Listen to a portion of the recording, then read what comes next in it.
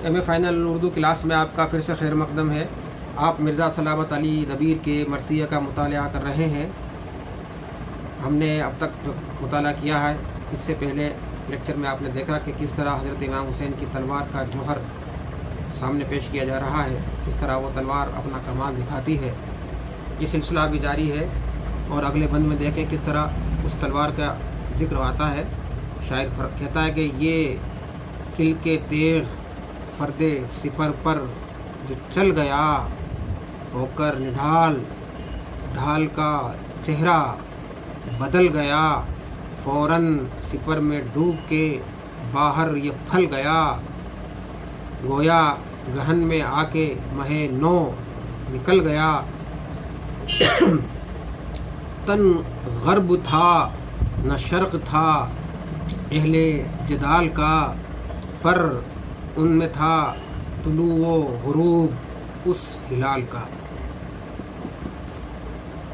اب دیکھیے اس میں شاعر کہتا ہے کہ یہ کل کے تیغ یعنی تلوار کا یہ جو قلم ہے، فرد سپر، سپر کے رجسٹر پر، سپر کی کاپی پر جب چلا تو ڈھال تھی اس کا چہرہ نڈھال ہو کر بدل گیا۔ اب دیکھیے ڈھال اور نڈھال یہ بھی وہ تجنیس سے کام لیا ہے، خوبصورتی سے کام لیا ہے۔ یہ کل کے تیغ فرد سپر پر جو چل گیا، فرد جو ہے اس کے کئی معنی ہیں، لیکن یہاں پر فرد سے مراد ہے رجسٹر کاپی جس میں لکھا جاتا ہے۔ فوراً سپر میں ڈوب کے باہر یہ پھل گیا۔ اب وہ جو تلوار کا یعنی قلم ہے، یعنی کہ اس کی نوک یہاں پہ مراد ہے۔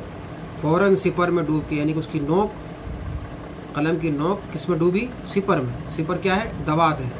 اور باہر یہ پھل گیا، پھل کا معنی ہے یہاں پر انی، جو تلوار کی انی ہے۔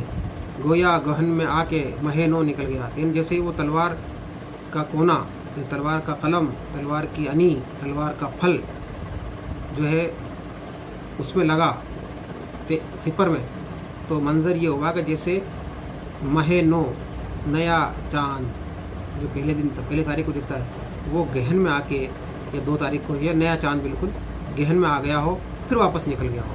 تو اس کا تلوار کی انی کا اس پر لگنا کسی سپر پر، یعنی کہ گہن میں آنا ہے، اور پھر اس کا واپس نکلنا، اس کا باہر آنا ہے۔ اور جو جنگ کر رہے تھے، اہل جدال تھے جو جنگ کر رہے تھے، ان کے تن نہ تو غرب تھے، نہ تو مغرب تھے، نہ مشرق تھے، نہ پورب تھے، نہ پشچم تھے، مگر ان کے جسموں میں وہ تلوار غروب ہو رہی تھی اور طلوع ہو رہی تھی۔ یہ جو اب تلوار کو ہلال کہہ دیا، تلوار کے کونے کو ہلال کہہ دیا، منہ کو، تو اب یہ جو ہلال ہے وہ ان کو تنوں میں غروب بھی ہو رہا تھا اور ان کے تنوں سے طلوع بھی ہو رہا تھا، یعنی کہ یہ تلوار کبھی ان کو کاٹتی پھر باہر نکلتی، کاٹتی پھر باہر نکلتی، تو اس کو ہلال کہہ کر اس کا غروب اور طلوع ہونا شاعر نے قائم کیا ہے۔ شاعری میں کوئی چیز پہلے قائم کی جاتی ہے، پورا استعارہ قائم کیا جاتا ہے، اور شاعر نے اس میں تن، غرب و شرق اور طلوع و غروب اور ہلال، ان میں سب میں ایک استعاراتی نظام قائم کر کے اپنی بات کو ایک پیرایا بیان دیا ہے۔ مرزا سلامت علی دبیر لکھنوی شاعری کی وہ خصوصیات جو اس کا خاصہ ہے، اس کا پورا لحاظ رکھتے ہیں، اور شاعری کے جو فن ہے اس پر انہیں بڑی زبردست دسترت حاصل ہے۔ اب دیکھیں اسی منظر کو آگے بیان کرتے ہیں کہ ابرو کی شکل تھی خم شمشیر سے عیاں، چلتے ہی رن میں بند گیا بھونچال کا سما، یوں جسم راشہ دار سے روحیں ہوئیں رواں، جس طرح بھاگیں زلزلے میں چھوڑ کر مکان، اس زلزلے میں خانہ زیں آسیہ بنے، پس پس کے راکبوں کے بدن توتیا بنے۔ اب جو تلوار تھی اس کی خم شمشیر سے، یعنی کہ تلوار میں جو خم ہوتا ہے، جو ٹیڑھا پن ہوتا ہے، اس سے جو ہماری ابرو ہوتی ہے، یعنی کہ ہماری جو بھویں ہوتی ہے، ایسا لگ رہا تھا کہ یہ تلوار نہیں بلکہ بھویں ہیں، یعنی کہ تلوار کے خم سے اس کا ابرو کی شکل بن رہی تھی، اور جیسے ہی وہ رن میں چلی تلوار تو ایک بھونچال کا سما آ گیا، بھونچال سا پیدا ہو گیا۔ یوں جسم راشہ دار سے، یعنی جو راشہ دار جسم سے جو جسم کانپ رہے تھے اس تلوار کے خوف سے، ان جسموں سے روحیں ایسے رواں ہوئیں جیسے انسان زلزلے کے وقت اپنا مکان چھوڑ کر بھاگ جاتا ہے، ایسے ہی راشہ دار جسموں سے روحیں نکل کر بھاگ رہی تھیں، ڈر کی وجہ سے، خوف کی وجہ سے۔ اور آگے دیکھیں، اس زلزلے میں خانہ زین آسیہ بنے، اور یہ زلزلہ جب آیا تو زین کے جو خانے تھے وہ چکی بن گئے، اور اس نے ان راکبوں کو، ان سواروں کو اس طرح پیس دیا کہ وہ پس کے سرما بن گئے، پس کے راکبوں کے بدن توتیا بنے، توتیا مانے سرما۔ اور دیکھیں جو منظر تھا آگے، اور دیکھیں جو تیغ زن کے طاق تھے روم و عراق میں، جہل مرکب ہو گئے کفر و نفاق میں۔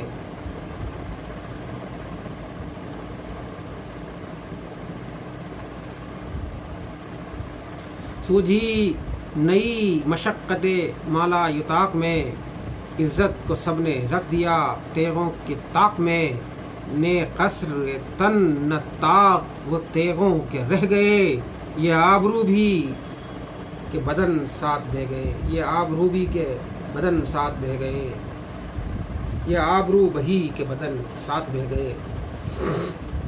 جو تیغ زن یعنی یزیدی فوج میں جو تلوار باز تھے اور جو طاق تھے، ماہر تھے، جن کی مہارت کا ڈنکا پورے روم اور عراق میں بجتا تھا، وہ کفر و نفاق میں جہل مرکب ہو گئے۔ جہل مرکب کہتے ہیں دوہری جہالت، ایک ایسا آدمی جو جاہل ہو لیکن اس کو اپنے جہل کا علم نہ ہو، جو یا کوئی اپنی جہالت پر جو ہے مصر ہو، اس کو جہل مرکب۔ تو یہ لوگ کفر اور نفاق میں جہل مرکب بن گئے، جو اپنے آپ کو جو روم اور عراق میں طاق مانے جاتے تھے، ماہر فن مانے جاتے تھے، تیغ زنی میں۔ سوجھی نئی مشقت مالا یطاق میں، سوجھی نئی مشقت مالا یطاق، یعنی کہ ان کو نئی بات سوجھی، مشقت مالا یطاق۔ مشقت مالا یطاق کا معنی ہوتا ہے ایسی مشقت جس کی طاقت نہ ہو، یعنی کہ ایسا کام کرنا جس کی انسان کے اندر قوت نہ ہو۔ تو ان کو یہ سوجھی کہ سب نے عزت کو، اپنی عزتوں کو تیغوں کے طاق میں رکھ دیا، سب نے اپنی عزتوں کو تیغوں کے طاقوں میں رکھ دیا۔ اور پھر تو کیا ہوا، نے قصر تن نہ طاق وہ تیغوں رہ گئے، تو نہ تو وہ ان کے قصر تن بچے، نہ وہ تلواریں بچی، اور یہ آبرو بہی یعنی کہ ان کی بے عزتی بھی ہو گئی، اور ان کے ساتھ ان کے بدن بھی بہہ گئے، یعنی کہ انہوں نے اپنی عزت کو اپنی تلواروں کے طاق میں رکھ دیا، یعنی کہ اپنی تلواریں جھکا لیں، اور اس سے ان کا کثرت تن بھی گر گئے، اور تلواریں بھی ان کی کٹ گئیں، اور ان کی عزت بھی گئی، اور ان کی جان بھی گئی۔ یہ منظر ہے ادھر یزیدی فوج کا حضرت امام حسین کے سامنے، جو شاعر نے اپنے انداز میں ہمارے سامنے پیش کیا ہے۔ آگے چل کے دیکھتے ہیں کہ کیا بات کہہ رہا ہے شاعر، کہ تیغیں بھی ذوالفقار کے فقروں میں آ گئیں، جوہر کی چشم تنگ سے آنکھیں چرا گئیں، یکسر شکست فاش سرے دست پا گئیں، تھی آپ بے کم حیا کے عرق میں نہا گئیں، تشبیہ تھی یہ تیغوں کے دندانے کے لیے، تیغوں کے دانت نکلے تھے یہاں کھانے کے لیے۔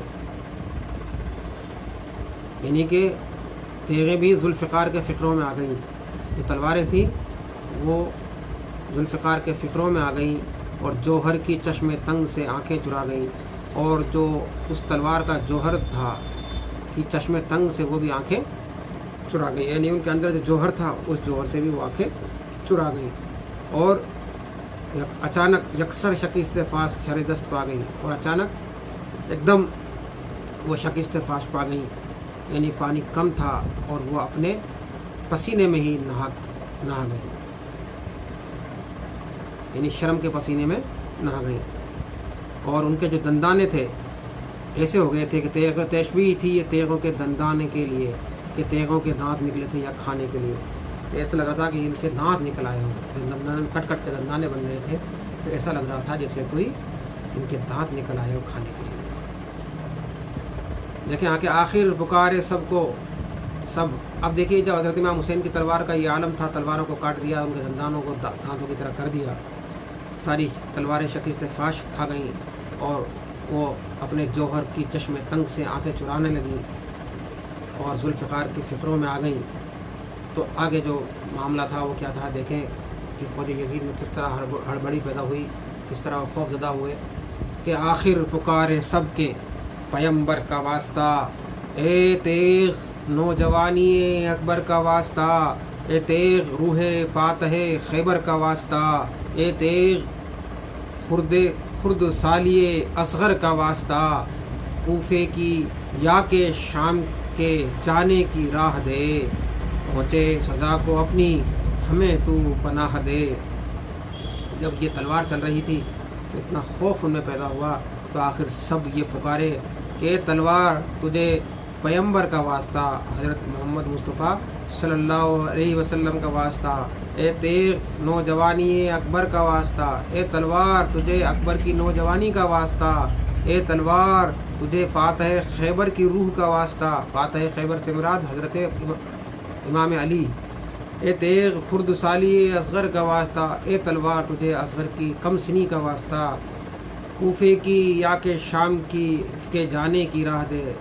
اے تلوار یا تو ہمیں کوفے کی طرف جانے دے یا شام کی طرف جو راستہ جاتا ہے اس طرف جانے کی راہ دے. پہنچے سزا کو اپنی, ہم نے اپنی سزا پا لی ہے, ہم نے اپنے گناہوں کی سزا پا لی ہے, اب ہمیں تو پناہ دے دے. یہ سب کے سب اس تلوار کے سامنے گر آ رہے ہیں. قبضے کو چوم کر یہ پکارے شہ زمن, بس ذوالفقار بس کہ لرزتے ہیں سب کے تن. شمشیر نے جواب دیا ہو کہ نعرہ زن, کچھ یاد ہے جناب کو ہمشیر کا سخن. وقفہ ابھی نہیں شہ عالم کروں گی میں, وقفہ ابھی نہیں شہ عالم کروں گی میں, دم لوں گی جب کہ شمر کو بے دم کروں گی میں.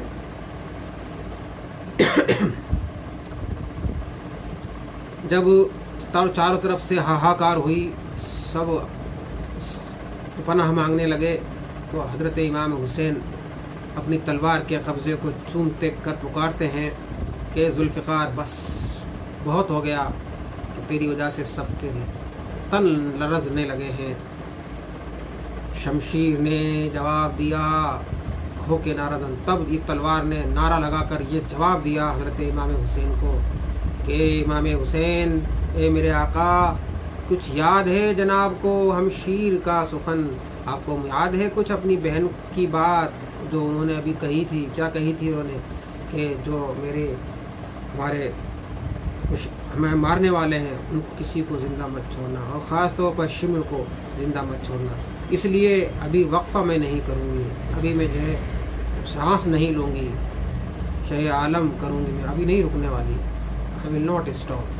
دم لوں گی میں تو جب کہ شمر کو بے دم کروں گی میں اسی وقت دم لوں گی جب شمر کو بے دم کر دوں گی, شمر کی جان لے لوں گی. اب یہ دم لینا اور بے دم کر دینا یہ بھی اپنے آپ میں مناسبت کا بڑا کمال ہے, شاعرانہ کمال ہے جو لکھنؤ کی شاعری میں عام ہے, اور دبیر کو اس پر کمال حاصل ہے. وقفہ ابھی نہیں شہ عالم کروں گی میں, دم لوں گی جب کہ شمر کو بے دم کروں گی میں. یعنی بے دم کر دینا, جان سے مار دینا, اور دم لینا آپ جانتے ہی ہیں. ایک اور دیکھ لیں کہ مظلوم نے کہا یہ خدا کی رضا نہیں, زینب کو ہے وہ درد کہ جس کی دوا نہیں. معلوم تجھ کو مصلحت کبریا نہیں, میری قضا ہے شمر کی اس دم قضا نہیں. جانے دے قتل شمر سے کیا تجھ کو کام ہے, اے دیکھ یہ حسین کے قاتل کا نام ہے. جب تلوار نے یہ کہا تو حضرت امام حسین تلوار سے کہتے ہیں کہ मजलूम ने कहा। यहाँ मजलूम से मुराद जिस पर, मजलूम का मानी होते हैं जिस पर जुल्म किया गया हो, मुराद है हज़रत इमाम हुसैन।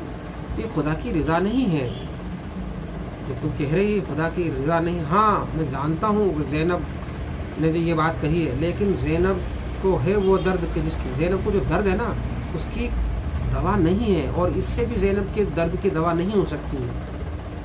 ज़ैनब के दर्द की कोई दवा नहीं है। अगर तुम जो है शिम्र को भी काट दोगी तो भी ज़ैनब के दर्द की दवा नहीं हो सकती। मुझ मालूम तुझको मसलहत किबरिया नहीं है, तुझे अल्लाह ताला की जो मसलहत है किबरिया, मसलहत किबरिया अल्लाह की, किबरिया से मुराद खुदा की ज़ात कि किबरिया की क्या मसलहत है इसका इल्म तुझे नहीं है। ये वक्त मेरी क़ज़ा का है, ये मेरी मौत है, मेरी क़ज़ा है। अभी जो है शिम्र की क़ज़ा नहीं है, ये क़ज़ा अल्लाह की तरफ से लिखी हुई है। जाने दे कत्ल शिम्र से क्या तुझको काम है, जाने दे, छोड़। शिम्र के कत्ल से तुझको क्या काम है, तुझे क्या काम है। ये अल्लाह ताला की मसलहत है, ये उसकी सारा उसका निज़ाम है। ए तेर, ये हुसैन के कातिल का नाम है। ये जो शिम्र है ना, ये शिम्र किसका नाम मालूम है तुम्हें? ये हुसैन के कातिल का नाम है। यानी कि आज ये हम इसी के हाथों हमारा कत्ल होगा, और ये हुसैन का कातिल का नाम ही शिम्र है। इसलिए इसको छोड़ दे, क्योंकि ये ऊपर से लिखे हुए फैसले हैं, और इसमें तुझे दखलंदाजी करने से कोई मतलब नहीं। ये बात हज़रत इमाम हुसैन तलवार से कहते हैं। सिलसिला भी जारी है, अगले लेक्चर में बाकी बातें आपके सामने रखी जाएंगी इंशाअल्लाह। तब तक के लिए बहुत बहुत शुक्रिया।